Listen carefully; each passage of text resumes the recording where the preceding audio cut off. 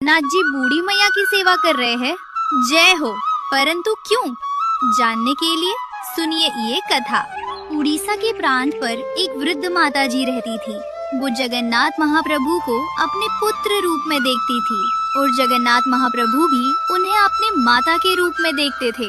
वो वृद्ध माता जी नित्य जगन्नाथ प्रभु के सामने भोग पधराती और कहती, जब तक मेरा पुत्र भोग ग्रहण नहीं करेगा तब तक मैं भी कुछ नहीं ग्रहण करूंगी।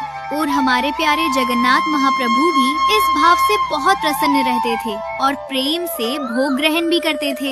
एक दिन वृद्ध माता जी किसी रोग से बीमार पड़ गई। सब उनकी सेवा करना चाहते थे, लेकिन वो सबको भगा देती थी और बोलती थी, तुम सब जाओ, मुझे किसी की सेवा नहीं चाहिए। मेरा पुत्र आएगा और मेरी सेवा करेगा।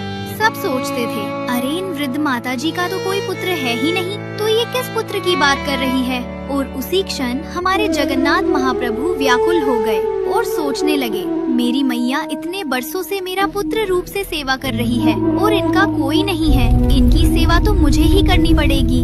और साक्षात श्री जगन्नाथ महाप्रभु एक छोटे से बालक के रूप में प्रकट हो गए। महाप्रभु नित्य माता जी के घर में सोहनी लगाते थे, माता जी को दवाई खिलाते थे, रसोई सिद्ध करते माता जी को अपने हाथों से खिलाते थे।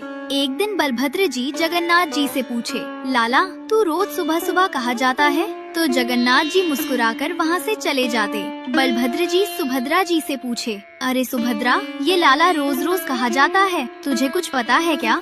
सुभद्रा जी बोलती, अरे वो पुरी के प्रांत में एक बूढ़ी माता जी रहती है ना, उनका तबीयत खराब है, इसलिए भैया रोज उनकी सेवा करने जाते हैं। ये सुनते ही बलभद्र जी के आंखों से आंसू आ गए और बोलने लगे, पूरा विश्व जिसकी सेवा करता है वो खुद अपने जनों की सेवा करने में कोई चूक नहीं रखता। धन्य है वो जन जो जगन्नाथ महाप्रभु को अपना जीवन मरण का साथी मानता है। अगली सुबह जब जगन्नाथ महाप्रभु चले गए बूढ़ी माता जी की सेवा करने, तो क्या देखा, बलभद्र जी और सुभद्रा जी पहले से छोटे बालक बालिका का रूप धारण करके बूढ़ी माता जी की सेवा कर रहे हैं। जगन्नाथ जी ने उनसे पूछा, आप दोनों यहाँ क्या कर रहे हैं? तो बलभद्र जी बोले, अरे तू तो बड़ा स्वार्थी है। बोले क्यों? बोले मैया की सेवा अकेला ही करेगा लाला, हमको ये सुख नहीं देगा।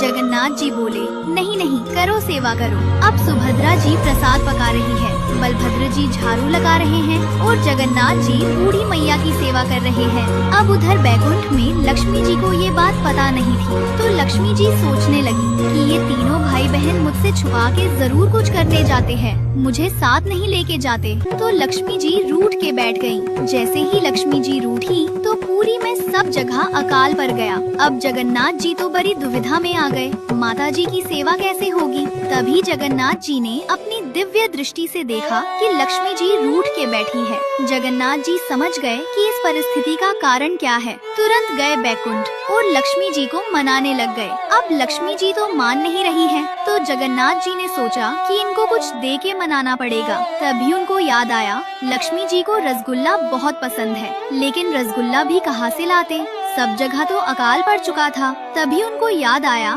कि उनका एक परम मित्र था गोपाल, उसके घर में अकाल नहीं पड़ा था। जगन्नाथ जी उसके घर गए और दरवाजा खटखटाया। गोपाल ने दरवाजा खोला तो देखा उसका सखा उससे मिलने आया है। देखते ही बोला, अरे सखा, आप मुझसे मिलने आए हो? जगन्नाथ जी ने उसको सब बात बताई और बोले, एक हांडी रसगुल्ला बनाने को। गोपाल ने अपनी मैया से कही रसगुल्ला बना देने को।